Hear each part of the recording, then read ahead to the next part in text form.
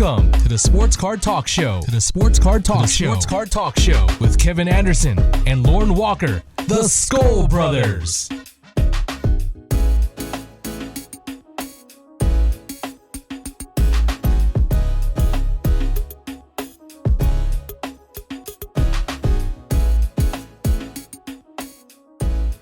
All right, we got Sebastian on the line. Thanks for joining us today. What's up? Yeah, I'm glad to join and just talk about cards. Yeah, it's going to be good. I mean, even though you are rocking a Green Bay shirt, I mean... Oh, I got the hat too for you. I know. I tried leaving that part out. No, it's all good. We'll be shooting this a little bit before the game, so it'll be interesting to see what happens on Monday night. Yeah, I am extremely excited for it. It's kind of crazy because the Packers haven't won in that new stadium yet, and Kirk Cousins has never won on Monday Night Football. So something's going to end up. Yeah. I mean, unless there's a tie, that would be something. Oh, you had to bring that up, didn't you? Tie. Oh, man. Yeah, we got a few little IG bets going. We never discussed if there was a tie. I guess everybody gets. It's not going to happen. Kirk. MVP.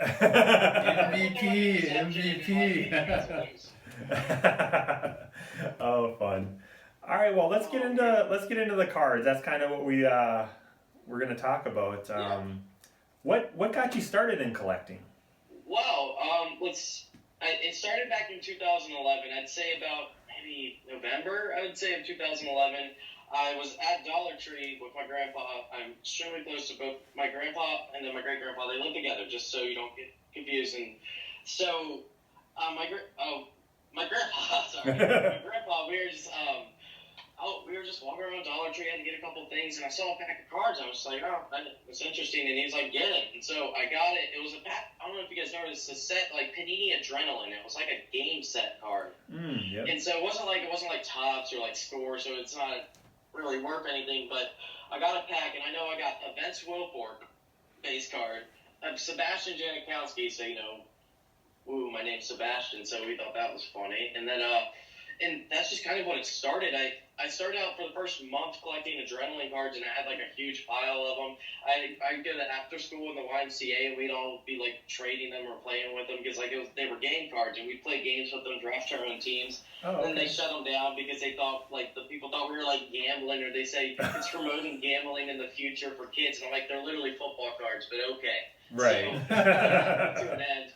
And then that's when I eventually started going to Walmart and got like Topps Football 2011, and I opened up so much Topps Football in 2011 and 2012. That stuff just brings back so many memories. And so my grandpa's really who got me started, and he would take me and buy me a pack or a box every Friday or Saturday, and that's kind of where the memories started. And then I'd go to the flea market every Saturday too, and there was a guy there, and I picked some cards out of the 10-cent pile. So. Oh, nice. You must have a humongous stack of Christian Ponder rookie cards then. Well, that's the thing. I don't know where a bunch of my cards are from back then now. It's probably in a box somewhere, but I honestly don't remember pulling many Christian Ponders, unfortunately. If I did, I'd send them right your way so you can put them back up there. You can keep those, man. Oh, man, I was trying to get rid of them. Too funny.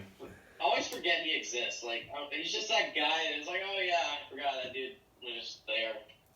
Yeah, and the one year that Adrian almost broke the rushing record, Christian Ponder should have made the Pro Bowl as the best hander offer in the league. Well, hey, do you remember what happened in the playoffs that year?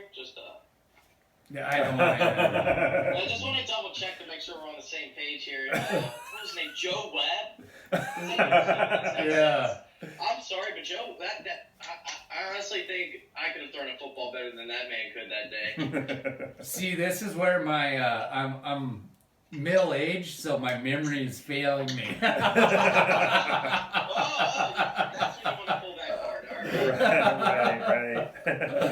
All right. So. That was a crazy year, and I remember AP, he could have broken the record, but he chose a team and, over, of course, his individual stats, and, they kicked the field goal, win the game. Yeah. Play us again, and then you guys lost, as usual. And, yeah. So, it was just rinse rinse and repeat if you look at it. But AP had a great year that year, and it was quite phenomenal coming off that ACL.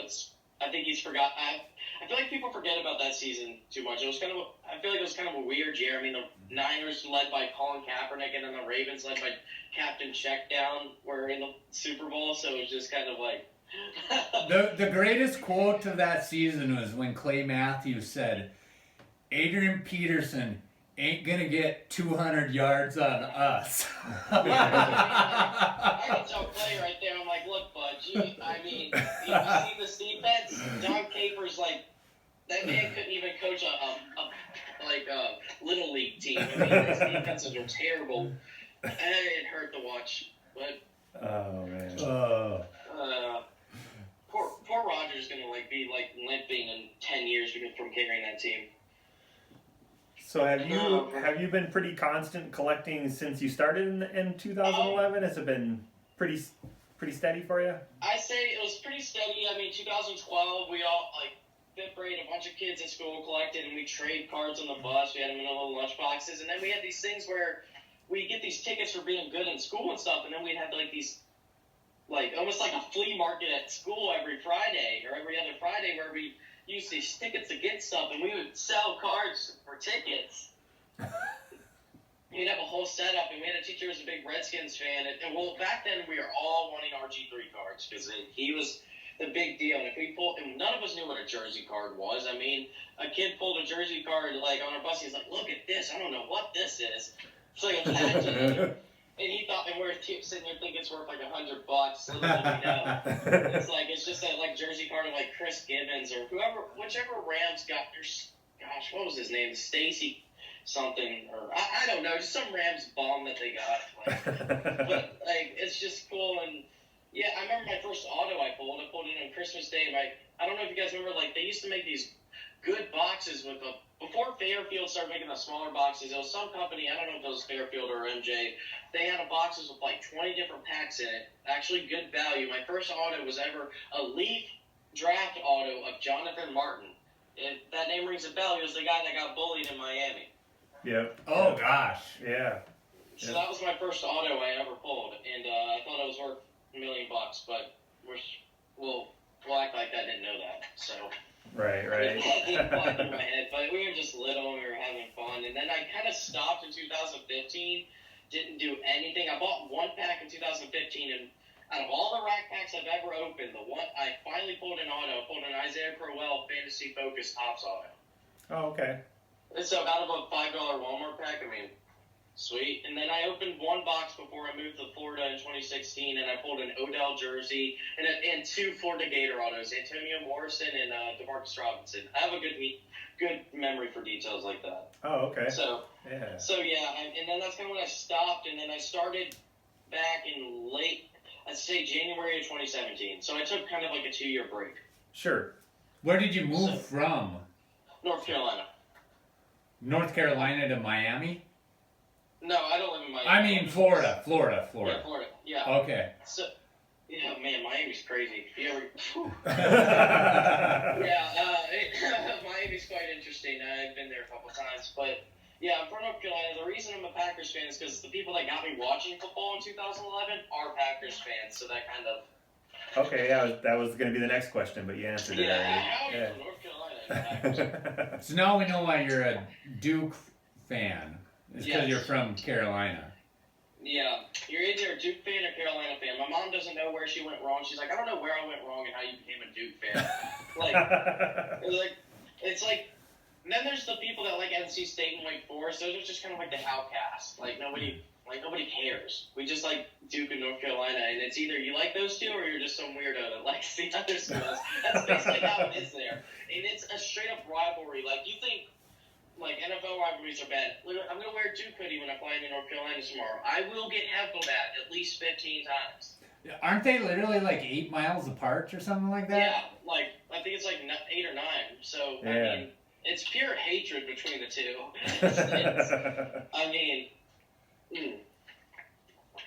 Yeah, that's mind-blowing that two blue bloods are that close to each other as far as basketball goes. I mean, well, now the football rivalries picked up, but now Carolina's actually getting a decent team, and they've had a good recruiting class, so it's a little concerning, but as long as Duke fires our offensive coordinator, I'm happy. But we're Duke, okay? We make a lot of mistakes. Countless. Yeah, let's end. Next question. Sure.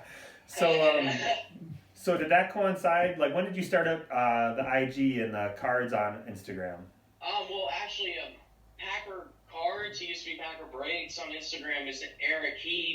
I remember just following a couple random card accounts in like late 2016, and just like I got to talking to Eric, and he sent me a care package just out of the kindness of his heart, just like, and I was like, you know what, I'm going to start an Instagram, and so it started in early 2017. When I look back at it, I'm like, man, what was I doing? I look at some of the stuff I posted and like, I'm just like, man, and the way things have changed from now, because, we're going on 3 years in January. Yeah. And so, I mean, when I look from where I started, a collection probably worth like $75 the most to a collection. Of course, that's not how I value it, because, like, I mean, look, I got all these. Like, I'm really happy with my Rogers PC. I'm a Packers PC, but that's the way I've seen it just grow, and like the amount of people I've met and the experiences I've had, it's quite amazing, and I'm really happy I've gotten back into the hobby. It's one of the best things.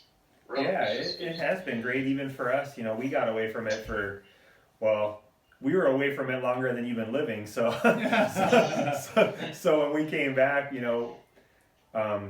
this wasn't even on the radar really to do this part of it, and then we started doing this and just meeting people and talking with people has just been, it's been great, getting a chance to talk to you and hear about your experiences has been a lot of fun, and like, what drives your collection today? Well, I'm very indecisive when it comes to what I want. It's like I said, I see a nice like $50 card, but then I see a nice parallel of like a quarterback or something. I'm starting to get into, seems like I'm leaning towards more now, something that holds a steady value and it doesn't go down, doesn't go up, because look, I do view it as a hobby. Like, that's, I mean, I collect what I love, but I don't, like I told you guys earlier, I don't want something that's just going to go down dramatically and then like a rainy day comes up and I'm like, oh, I spent $50 on this, now I'm selling it for 10. I don't want that. Because, and as we were talking about earlier with Flawless and stuff, and how, here, I'm going to show you guys a few of the cards I picked up recently. Yeah. Like, Drew Brees Flawless autos, National Treasures autos. You can find those, right? Everybody. Like, I think Panini's getting to the point where they're producing so many prisms now. I mean, I think the silvers from this year will not hold value well at all. Because, I mean, you can get them out of rack packs easily. Like, I've pulled one. Like, they used to be one per box, and now they're anywhere. It's just kind of a... And I think Select will take a rise, as we were discussing earlier as well. I think, but Panini, with the way they suck the market dry for Prism, I think it will go down because, like, there's so much of it. Yeah. Like, it's not like a silver that's one per box, or, how you used to be able to only get, like, I think they only did, like, 5 numbered parallels per box at one time. Mm-hmm. So it makes it more of a chase, but now it doesn't feel like a chase like it used to. And Select, the field levels honestly look a lot better than, in my opinion, than a lot of the Prism colors. And well, then the older Topps Chrome stuff, they don't make that anymore, obviously, and that's where I look at it and I'm just like, okay, Panini's gonna be making Prism for years upon years upon years, so we're gonna have like 10 purple power Prisms from 10 different years, and it's just like, what's the point of it? Like, and so like I picked up this Breeze from 07. I'll send you pictures of it. A Breeze from, what is this, 07 Topps Chrome, I believe. Yeah. It's like an X-Fractor, and then like as the Atomic Cracked Ice Refractor from 2011 Topps Chrome. Yeah. These don't come up often, and like, would you rather have like a gold Prism that they have, there's 10 years worth of, or would you have like an Atomic Breeze Topps Chrome? I just look at it like that, and I think Panini is going to kill Select's market eventually when they realize how much of a rise it's going to get, but it hasn't hit them yet. But I give them a few years till they mess it up. I really like Phoenix too. Oh yeah, Phoenix is so underappreciated, and actually here's a Phoenix card right here. I got a Brady red, and it's a chrome card. You think they have like that shiny chrome feel? You think people would like it more, but it doesn't have that type of market. But it's beats me. I mean, and then you have like Rogers Chromes. I'm loving Topps Chrome right now, and then 2012 and 2013 Prism will always be a good investment, though, in my opinion, because that stuff's getting harder to find. In 2012 being the first year of Prism, it's, you know how people are about that. And I'm starting to lean towards stuff that you would send to PSA. A PSA 10 of like a card you paid $5 for can go for like 35 or $50, and it's just like, of course you have to get a 10. If you get a 9, it's probably gonna go for like 10 or 15. You'll break even. But if it gets a 10, it's like you get that profit, and it's stuff that's not really gonna go down. Mm-hmm. And that's when I look at it, because I don't want my collection to just depreciate in value over time. I want something that's just going to stay kind of where it is or just go up. And that's what I've looked at. Have you guys looked at Peyton Manning's auto prices recently? No. They're not as high as you think they would be. I mean, yeah, they're still not like $30 or $40, but I mean, they're not as high as you think they would be. And I think football over time just goes down in value. Like, I mean, I figured a Joe Montana auto should be going for like $500, but I mean, you can get some for like 100 or something, and it's just like, how does that happen? It's just over time people forget to get new guys, spend a lot of money, they go down. It's just, I think it'll be interesting to see what happens with Brady 10 years from now, how his market looks. I think that will really show kind of like, all right, well, what's the future for this? Because Brady is, set the standard, and so that's something I will be looking forward to watching. And I just collect what I love. You gotta. Don't listen to what other people say. Collect what you love. I mean, sometimes I get heat, like, why would you spend all that money on Duke? Well, you know what? I love it. That's awesome, dude. Yeah, I started recently, on Instagram, you put little hashtags, and I really been putting in collect what you like. Yeah. A lot of what's happening is people are doing the chase for Zion. They're doing the chase for whatever the latest and greatest is. Mahomes or Lamar. Yeah. Guilty as charged. Well, and here's another thing when it comes to opening products. I love the chase. I love opening basketball because you can pull a nice insert or a silver or some sort of color of like Giannis, LeBron, or Kobe, guys like that. It's worth something. You pull an insert of a good football player, it ain't worth crap. Right.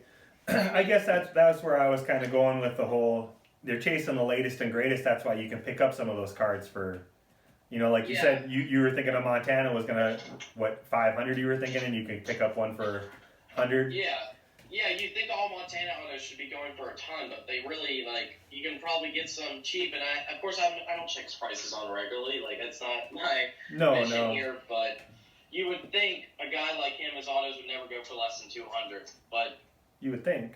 Yeah, you would think. And it's just like the chase that you feel in basketball, and then opening up older prone products and just older numbered upper deck stuff too. It's just like you feel that chase because like, man, I could get a totally crappy hit, but man, I could get a nice card of say I can get a nice numbered card of LeBron or something, and it's a good card, Yeah. And so that's what I feel like makes basketball so fun opening. And then with Prism, it's just like you got to hit a quarterback, really. Yeah. And so that's where kind of find we're ripping basketball. I know this kind of we're just going all over the place here, but that's fine. It's just like when you bring everything together, I look at it as like we produce so many cards, you get a crappy hit, then it's like you don't want your whole box to be screwed. It's like, well, there goes that. Pulling a $5 auto, and then I get like an insert of, say I get a number to 25 Christian McCaffrey. Congratulations, you got $5 in your pocket now. It's like,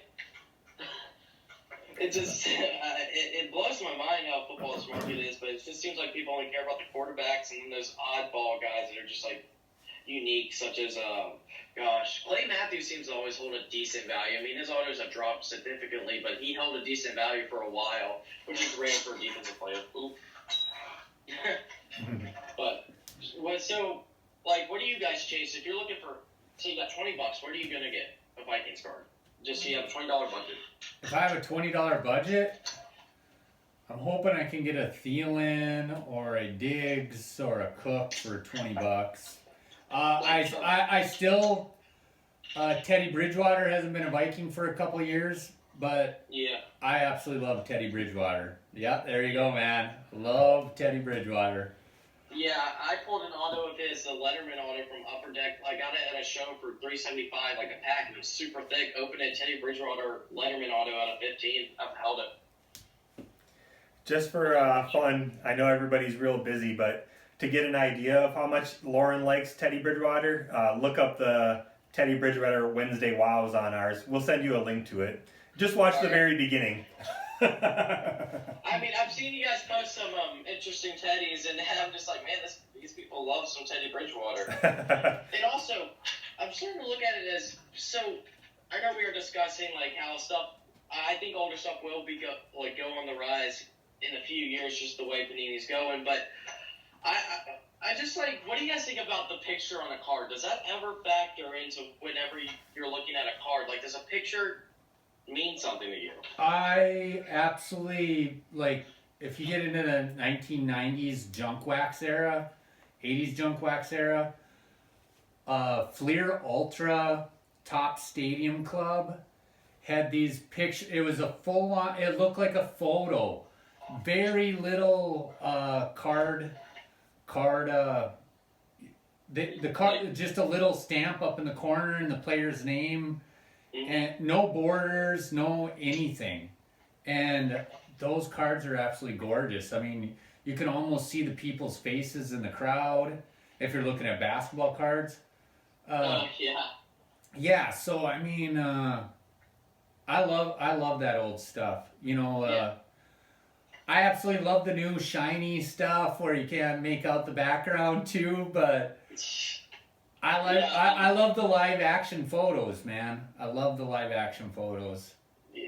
And here's another card that I picked up recently. It's an Australian exclusive, which I did not know existed, but it's from Portraits out of 35. Look at it. Can you guys see that? Yeah, there's a little bit of a shine, but kind of see it. Yeah, It's a Jason Tatum. Yep. You see how he's doing his little signature right there? It's just like, pictures like that is just so cool to me. I like the card with a cool picture enough. I don't know, my biggest pet peeve, I can't stand those cards that say signed with this team on this date and it has his uniform of the old team, but it has the name of the new team. Like, those are just, ugh. Yep. They're so ugly. I hate them. There's a couple, like, back in the olden days, like I was speaking, of, like, Randy Moss, like, literally, like, jumping up and over. Like, he's almost like he's so high up in the air that he's, like, almost, like, on the guy's shoulders. He's like, mossing him. Yeah, he's totally mossing him, and he's, like, one-handing a catch up in the air. And it's just absolutely gorgeous pictures. I need to post some of those on our IG. Yeah, you do. Yeah, and so when we see the I know you guys know who Tyler Sports Guy is, right? Yep. Yeah. Yeah, of course. Yeah, everyone loves him, and he brings a light to a lot of like the things that are going on in the hobby. And there's a lot of people that do that in this community, and I find it so interesting just how there's so many different opinions. There's just so many shady things going on here or there. And Tyler's not shady. I'm not trying to say that. No, He's a yeah. great guy. And I just find it interesting how the hobby just seems to be going so many different ways. And then we have guys like Gary Vee out here. And then I don't know if you heard about Evan Mathis trimming cards, the guy that played for the Eagles. Like, it just blows my mind how so many different things are happening. It's just like we don't know what's next. Like, what's going to be for this hobby in the future? Because, I mean, Panini is going to run into the ground eventually if some people think they already have. And it's just, when I sit back and think about it, I'm like, what are cards going to be like in 10 years? Like, imagine this flawless card in 10 years. Like, just think, it's just kind of crazy to think. You know what I mean? Mm-hmm. Like, you think all this new cards look so modern. What are cards going to look like in 10 years? Right. Well, we went, both me and Kevin grew up during the rise and the peak of the sports card industry, the 80s and 90s junk wax. And honestly, whenever I got like reintroduced into it like 4 or 5 years ago, I was like, holy cow, they're still making sports cards. Because there came a time where you're like, they were so overproduced. That was almost felt like the death of it for a lot of us guys our age. Is that there was just so much of it, and we all maybe college and girls and all that kind of stuff. We all kind of in our own directions, but like get into our 40s and we're going through our midlife crises. And I was wondering. It was going through my head if I should say that or not. Oh, we all readily admit it, man. I was like, man, should I say midlife crisis or not? But then you just said it. I'm like, okay, Sure. Oh, look forward to it there, man. Yeah, you'll see me pull up in my new Corvette. Yep. So, I think we went over a lot of great stuff, and I think we're gonna have to maybe revisit having you back on the show. But we love to have we like to bring it to a close with 3 quick questions, and it's not card related. And usually I have somewhat of an idea, but Lauren's gonna take the handle here and ask you. I think I know what one of the questions is gonna be, and you make me a little nervous when you said that about your humor. So yeah. Right. It made me excited. Okay, so Napoleon Dynamite. Does it age like a fine wine, or is it time you'll never get back? Have you seen the movie Napoleon Dynamite? Yes, I've seen it. Oh, trust me, I've seen the movie. Okay, so do you feel like the movie gets better and better every time you watch it, or do you feel like... Yes. My first time I watched it, I hated it. I thought it was the stupidest thing ever and didn't even smile. So you watched it several times then? I've seen it, watched it probably about 3 or 4 times, and each time I watch it, I laugh at it more. Okay, so it ages like a fine wine. Ages like a fine wine. Okay. I can throw a football over damn mouth. What kind of music do you listen to? I say for the past year I've been like listening to the same artist every single day, but now I've like opened up to more where I have like a modern playlist with just a bunch of modern music that I like. I think I hate a lot of modern music, but my number one, always, right back there. Can you see that? Bruce? Yes, sir. Awesome. Yeah, Holy cow, man. Bruce is... Actually have a Max Weinberg on it right here. Holy nice. Oh, yeah, cool. it's right on. It sits on my desk. I'm sure you know he's the drummer in the band. And actually, I need to hang these 2 up. Is he still drumming for Conan or not? I think he is. Okay. There's a nice Bruce poster right here, but I have to hang up these 2. I got the Western Stars poster. Oh, sure. And then they sent me this one for free. Not his best album, but I'll take it. Oh, yeah. Okay. So, yeah, I love Bruce Springsteen, and probably since the National next year is in, there we go. So I pulled the posters out. In Jersey. Yeah, it's in New Jersey. I think after the National, it might take a couple days to go down to where he's from and just spend some days there and check out the Stone Pony and stuff. So. Oh, awesome. Okay, Yeah, and do you play sports video games at all? I used to be a huge gamer. I haven't played a game in 6 months. Okay, so I'll skip that. So what's your favorite sports memory? Oh, my earbuds are dying. This should be fun. Sports memory. I really want to just, like, get to you guys and say, like, a Packers-Vikings game, but, like, I can't lie. It's going to be when Rodgers came back on, like, pretty much one leg and beat the Bears last year, I mean, that's never seen anything like that. That was a season opener, right? The season opener to the 100th season of the Packers against their biggest rival. You got to win. Okay. Yeah. Awesome. And that's probably my best memory. That game was insane. Even though it was a bad season, that game, loved it. Cool. Yeah. All right, so if you want to hang on the phone for 1 second here, we'll bring this episode to a close. That's going to bring episode 62, Friday Night Lights interview with Classy. Can you bring me on episode 69? On IG. That'll bring this episode to a close. Thanks, Sebastian. Yeah, of course. Awesome talking to you guys. Vikings fans aren't so bad. Skol Brothers out. Oh, come on.